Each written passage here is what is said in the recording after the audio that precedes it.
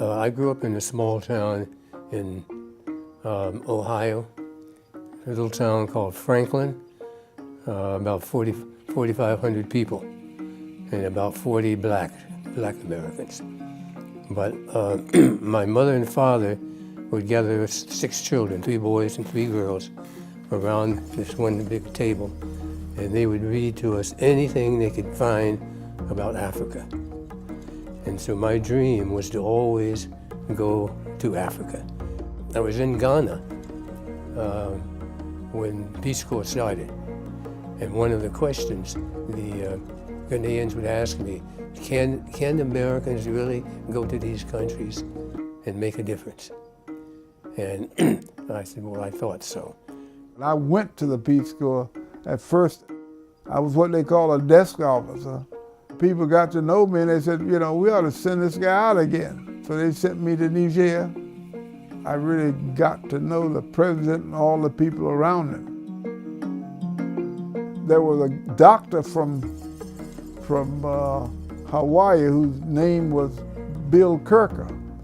And he came, President Diore, the then president of Niger, they came to talk to me about joining. And I said, your outfit is not big enough. If I can create a new Africare, then you tell President Diore that I'm coming. That's when I found Kennedy. He was already at the Peace Corps and he was already building a reputation. So we met Umaru, Bill Kirker, C. Payne, myself. We met and formed Africare. It was health, education, and agriculture. Those were the 3 things we were involved in at the beginning. And then we got involved in community development, in which you did things to help the community function, help them build schools, help them build health clinics, to make volunteers available to engage in health work. That's why we recruited nurses and technicians that could go and do the job.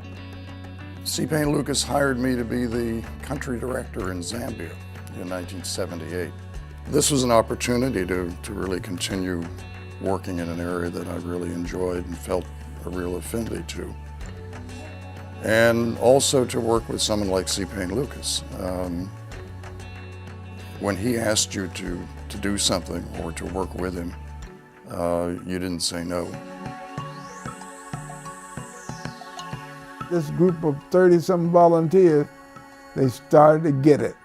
And suddenly they were members of the community. Now, in Africa, it doesn't take long for the Africans to learn when you're superficial and when you're real. And these volunteers were real. They fell in love with the country. The women have to walk 4 or 5 miles to a stream to get water, and you put in a well. Or see the people growing food. Or now during the dry season, they have enough food to tide them over during the dry season, and they have enough money to send their children to school, and I say to buy the school uniforms and pay the fees. So that's very rewarding. Africare's mission is helping Africans to improve their quality of life. Simply stated, that's what it's all about. Community-driven development. That is what Africare does. Inclusion, making sure that we are listening to communities, attacking the priority problems that they identify, with communities involved in what we do from day one throughout execution of projects. These 2 gentlemen truly are giants, and I humbly stand on their shoulders. They formed Africare at a time of crisis on the continent. Recall at the time they were beginning to form this organization, we were still looking at an apartheid South Africa. You see progress in many ways. You see light at the end of the tunnel. So it's really exciting to be part of that. Knowing what it was in the past and seeing where we are today is very exciting. both of them were they're just so loving and friendly and just very deeply caring people, really deeply caring about the organization and about what they're doing and about people in general. Their vision to making a difference in the lives of people.